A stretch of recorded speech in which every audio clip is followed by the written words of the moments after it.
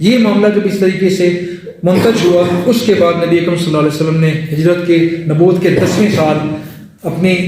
کوشش کو مکہ سے باہر نکالا۔ 10ویں کے بعد یہ تیسرا فیز اسٹارٹ ہوا، 10، 11، 12، 13واں سال جو ہے، اور یہ مکہ سے باہر کی تبلیغ تھا۔ آغاز انہوں نے طائف کے مقام سے کیا۔ طائف مکہ سے باہر ہے، غالباً 50-55 میل کے فاصلے کے اوپر ہے یہ، اور شاید اس سے زیادہ ہے۔ ٹھنڈا مقام ہے، اور اس پہ مکہ کے سرداروں کے فارم ہاؤسز ہوتے تھے۔ یہاں پہ آج بھی برف پڑتی ہے، زرخیز علاقہ ہے، باغات ہیں، مکہ کی طرح بالکل بیابان زمین نہیں ہے۔ اس کے انگور اور اس کے انار دنیا بھر میں آج مشہور ہیں۔ اگر مکہ تجارت کا مرکز نہ ہوتا اور مکہ کے اندر کعبۃ اللہ نہ ہوتا تو سارے کے سارے سردار لازماً طائف میں رہتے، وہاں کبھی نہ رہتے۔ اس کی مثال ایسی ہے جیسے کسی بیابان کے ساتھ مری کا شہر ہو، تو مری کو چھوڑ کے کیوں کوئی ادھر جائے گا۔ ان سب کی جائیدادیں وہاں پہ تھی، فارم ہاؤسز وہاں پہ تھے، وہاں پہ وہ گئے، لیکن وہاں پر مخالفین سرداروں سمیت، سرداروں ایک کے پاس کے، اس کے سامنے مدعا پیش کیا، دوسرے کے پاس، تیسرے کے پاس، پھر ربیہ کے بیٹوں کے پاس کے، سب نے انتہائی توشی کے ساتھ، انتہائی جہالت کے ساتھ، انتہائی تکبر کے ساتھ ان کو نعوذ باللہ دھتکارا، اور بہت سخت اور گندے غلیظ الفاظ میں ان کو جواب دیا جو کہ بیان کرنے کے لائق نہیں ہے۔ ان کو جھوٹا کہا، یہ کہا اور وہ کہا کہ ہم کسی جھوٹے کو منہ بھی نہیں لگاتے۔ اس طرح کے الفاظ انہوں نے استعمال کیے، صرف ٹوٹل کوشش میں جو کہ تمام تکالیف سے بھری ہوئی تھی۔ اتنے لوگوں نے پتھر مارے، بچوں کو کام پہ لگا دیے کہ ان کو درخت طائف سے نکلتے نہیں، ان کے جسموں کے اوپر پتھر مارو اور ان کے ٹخنوں کے اوپر پتھر مارو۔ اتنے پتھر انہوں نے مارے کہ حضرت زید بن حارث جو ان کے ساتھ اس ٹائم تھے، ٹوٹل 2 افراد تھے، نبی صلی اللہ علیہ وسلم اور زید بن حارث، ان پہ اتنے پتھر مارے کہ 3 جگہ سے ان کا سر پھٹا ہوا تھا، پورے جسم پہ ان کے چوٹوں کے نشان تھے، اور نبی اکرم صلی اللہ علیہ وسلم کے اور ان کے غلام کے جوتے، زید بن حارث کے جو جوتے تھے آزاد کردہ غلام کے، وہ اس جو گوشت اور وہ جو خون تھا اس کے چپکنے سے ان کی چپلیں ان کے پاؤں کے ساتھ چپک چکی تھی۔ پورا جسم ان کا اس گرد سے، اس کچرے سے جو پھینکتے تھے اور جو پتھر مارتے تھے ان کے خود سے بالکل لت پت تھا۔ لیکن اس حالت میں بھی جب فرشتہ ہے، انہوں نے کہا اللہ کے رسول، اللہ تعالیٰ نے مجھے بھیجا ہے، حکم کیجیے میں 2 پہاڑوں کو ٹکراؤں، ان کے پرخچے اڑا دوں۔ نبی صلی اللہ علیہ وسلم نے فرمایا کہ نہیں، مجھے امید ہے کہ شاید بعد میں ان میں سے کچھ ایسے لوگ آئیں جو اللہ تعالیٰ کے نام لیوا ہوں، اور ایسا ہی ہوا۔ اس دوران صرف 3 افراد ان کے پاس اکٹھے ہوئے۔ ایک فرد وہ باغ میں بیٹھا، ایک عیسائی غلام تھا جو ان سرداروں کا تھا، اس نے جب نبی صلی اللہ علیہ وسلم کو ایک کھجور کا خوشہ پیش کیا، انہوں نے کھانے سے پہلے بسم اللہ پڑھی تو وہ حیران ہوا کہ یہ کیسے الفاظ بول دیے، تو اہل کتاب بولتے ہیں۔ اس نے اپنا تعارف کرایا کہ میں نینوا کا عراق کے علاقہ ہے، وہاں کا ہو۔ تو نبی صلی اللہ علیہ وسلم نے فرمایا تم تو میرے بھائی یونس کے علاقے کے ہو۔ تو وہ حیران تھا کہ ان کو کیسے پتا، وہ سمجھ گیا کہ اللہ تعالیٰ کے نبی ہیں۔ ایک ہی شخص جس کا ایمان نظر آتا ہے، اس کے کچھ شواہد موجود ہیں، اور دوسرا ایک چھوٹا سا بچہ جس نے ہجرت کے بعد واقعہ پیش کیا کہ جب نبی صلی اللہ علیہ وسلم طائف کے موقع پر طائف میں آئے تھے اور انہوں نے مجمع میں اللہ تعالیٰ کا کلام پیش کیا تھا، اور بعد میں ہم سب نے مل کے ان کو پتھر مارے تھے، تو انہوں نے جب اپنا کلام شروع کیا انہوں نے یہ الفاظ پڑھے تھے، والسماء والطارق وما ادراک ما الطارق النجم الثاقب ان کل نفس لما علیہا حافظ۔ یہ سورہ نجم کی آیات تھی، پوری سورت انہوں نے بیان فرمائی۔ اور اس بچے نے کہا، 9 سال کا بچہ تھا، طائف کے سیج فتح مکہ کے بعد امیڈیٹلی پیش آئے، وہاں پہ وہ بچہ مسلمان ہوا تو اس کا اسلام سامنے آیا۔ اس نے کہا کہ مجھے اس وقت سے سورہ طارق زبانی یاد تھی۔ اب 9 سال کے بچے کا حفظہ دیکھیں۔ اب جب بھی کسی کے سامنے کلام پیش کرتے ہیں اس چیز کو بھول جائیں کہ اس کا ریئیکشن کیا ہوتا ہے، اس کا ریئیکشن صرف رب جانتا ہے۔ نبی صلی اللہ علیہ وسلم کو علم نہیں تھا کہ بچہ اس ٹائم اس دین کو لے چکا تھا اور سورہ طارق کو یاد کر چکا تھا۔ اس صحابی نے بیان کیا کہ مجھے سورہ طارق جب میں کلمہ پڑھا مجھے سورہ طارق یاد تھی، اور کہاں یاد تھی، اس سے کتنا عرصہ پہلے انہوں نے پڑھی تھی، تقریباً 20 سال پہلے کا واقعہ ہے۔ یہ ان کو زبانی یاد تھی، اور یہ 2 ٹوٹل وصولیاں تھیں جو مسلمان ہوئے، باقی سب نے صرف پتھر مارے، بڑے لہو لہان کر کے طائف سے باہر نکالا۔ اور نبی اکرم صلی اللہ علیہ وسلم جب یہاں سے باہر نکل رہے تھے تو وہاں پر ایک جنات کا پورا ٹولہ آیا جس کی گفتگو نبی صلی اللہ علیہ وسلم کو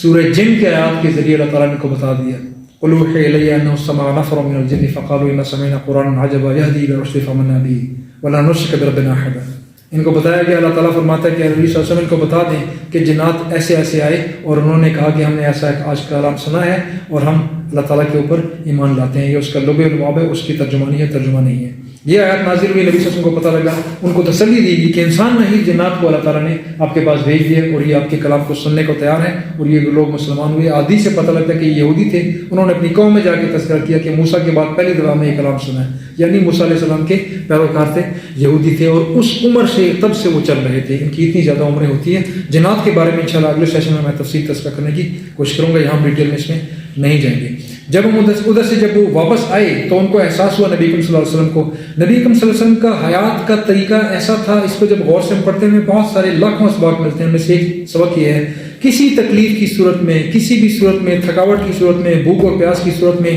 ان کی اسٹریٹجی، ان کی پلاننگ ان کے ہاتھ سے نہیں گئی۔ خوشحالی کی حالت میں، نیند کی حالت میں، بیداری کی حالت میں اور ہر قسم کی حالت میں، کھانا کھانے کے بعد، کھانا کھانے سے پہلے، جاگنے کے بعد، جاگنے سے پہلے، ان کی پلاننگ بالکل ایک ہی پرفیکٹ لائن پہ ہوتی تھی۔ اس حالت میں جب یہ خون سے لت پت تھے، تھکاوٹ کا عالم یہ تھا کہ چل نہیں سکتے تھے، نبی صلی اللہ علیہ وسلم کا فرمان ہے کہ مجھے 30 جنتیوں کی طاقت دی گئی ہے اور وہ کھڑے نہیں ہو سکتے تھے، یہ ان کی حالت تھی۔ اور اس حالت میں مکہ میں داخل ہونے سے پہلے رک گئے اور انہوں نے ایک میسنجر کو بھیجا، انہوں نے کہا جی مجھے پروٹیکشن چاہیے، میں اس حالت میں مکہ میں داخل نہیں ہو سکتا، اٹس ڈینجرس۔ ایک کو بھیجا، اس نے انکار کیا، دوسرے نے، تیسرے نے، آخر میں مطعم بن عدی نے، وہ 5 میں سے ایک جس نے وہ ابی طالب کا، شاب ابی طالب کا معاصرہ ختم کرانے میں کردار ادا کیا تھا، اس نے قبول کیا، نان مسلم تھا، مسلمان نہیں ہوا۔ اللہ تعالیٰ نے اپنے اصول کے مطابق پاسباں مل گئے کعبے کو صنم خانے سے، ایک نان مسلم دوبارہ کھڑا ہوا، پہلے نان مسلم پورا قریش کا قبیلہ اسلام نہیں لے کے آیا، ابو طالب کے کہنے پہ ڈیفینس میں کھڑا ہو گیا۔ یہ تھا کیا اقبال کا شعر، پاسباں مل گئے کعبے کو صنم خانے سے، اور یہ بار بار نبی صلی اللہ علیہ وسلم کی حیات مدینہ مکہ میں ہوتا رہا۔ دوبارہ مطعم بن عدی اسلام نہیں لایا، ڈیفینس کے لیے آ گیا، 6 نوجوان بیٹوں کو تلواریں نکال کے، ناموں سے نکال کے ہاتھ میں پکڑی ہوئی ہیں، 6 گھوڑوں پہ، عربی گھوڑوں پہ سوال ہیں، آس پاس کھڑے ہیں، نبی صلی اللہ علیہ وسلم کو لے کے گئے اپنے پروٹوکول میں، پروٹیکشن میں، حرم کا طواف کروایا جو نبی صلی اللہ علیہ وسلم کا طریقہ تھا۔ اس حالت میں بھی پہلے حرم کا طواف کیا، پھر اپنے گھر گئے اور گھر میں چھوڑ کے وہاں پہ ان کے پاس وہ آئے۔ یہ اس نے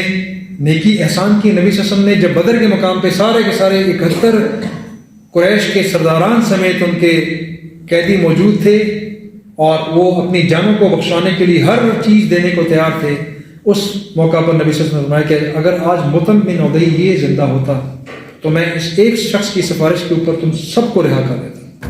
احسان کا بدلہ احسان، ہل جزاء الاحسان الا الاحسان، یہ نبی صلی اللہ علیہ وسلم کا وتیرہ ہر حالت میں رہا ہے۔ احسان کا بدلہ ہمیشہ بہترین احسان کے ساتھ دیا ہے، اللہ تعالیٰ کی روش کو سامنے رکھتے ہوئے۔ یوں وہ حرم میں داخل ہوئے، اپنے گھر میں داخل ہوئے، اور یہ دوسرا سیشن اس طریقے سے منتج ہوا۔ جب وہ وہاں سے واپس آ رہے تھے اور جنات کو انہوں نے دیکھا، یہ وہ کرب کا عالم تھا،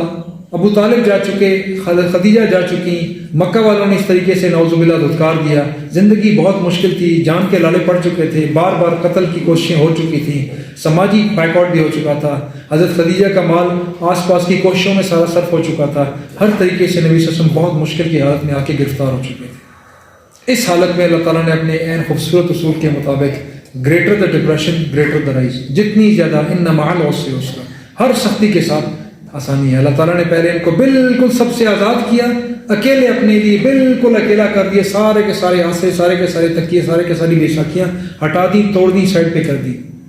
بالکل اکیلے رہ گئے۔ ام ہانی کے گھر میں رات کو سوئے ہوئے تھے، چچا کی بیٹی حضرت علی کی بہن ہے،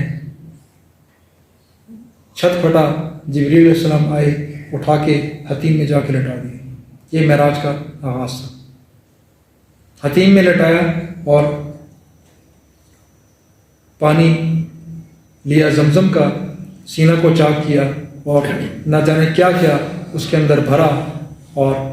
بند کر کے فوراً سرجری ختم ہوئی اور ان کو اپنے ساتھ ایک جانور پر بٹھایا جس کو براق کہا گیا، جس کے 2 پر تھے، سفید رنگ کا جانور تھا، خچر کے جسامت کا تھا، گھوڑے سے چھوٹا تھا اور گدھے سے تھوڑا سا بڑا تھا، اس کے اوپر بٹھایا اور اس کے بعد نبی صلی اللہ علیہ وسلم فرماتے ہیں کہ اس کا ہر دوسرا قدم اس جگہ پڑتا تھا جو مجھے نظر نہیں آتی تھی، حد نظر، speed of light 1,86,000 miles per hour per second whatever it is۔ یہاں سے آغاز ہوا اور یہ معراج کا آغاز تھا۔ معراج سیڑھی کو کہتے ہیں، لفظی مطلب، اصطلاحی مطلب عروج، بہترین سب سے زیادہ بلندی اور عروج۔ اسرا کہتے ہیں سفر کرنے کو، رات کا سفر۔ سبحان الذی اسری بعبدہ لیلا من المسجد الحرام الی المسجد الاقصی الذی بارکنا حولہ لنریہ من آیاتنا۔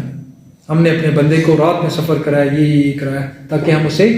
اپنی نشانیاں دکھائیں۔ یہ نشانیاں دکھانے کے لیے اللہ تعالیٰ نے، جب وہ بالکل ڈپریشن کی حالت میں آ گئے، انتہائی قسم پرسی کی حالت میں آ گئے، اب تسلی کا بہترین دور سٹارٹ ہوا جو کہ لمحہ بھر ہوا۔ اتنا لمحہ بھر کہ جب گھر سے نکلے، وضو کر کے نکلے، دروازے کو کنڈی لگائی، واپس آئے، کنڈی بھی ہل رہی تھی، پانی بھی تک باہر نہیں نکلا تھا، ٹائم سیزڈ، اس کی ڈسکشن ہم انشاءاللہ بعد میں کریں گے.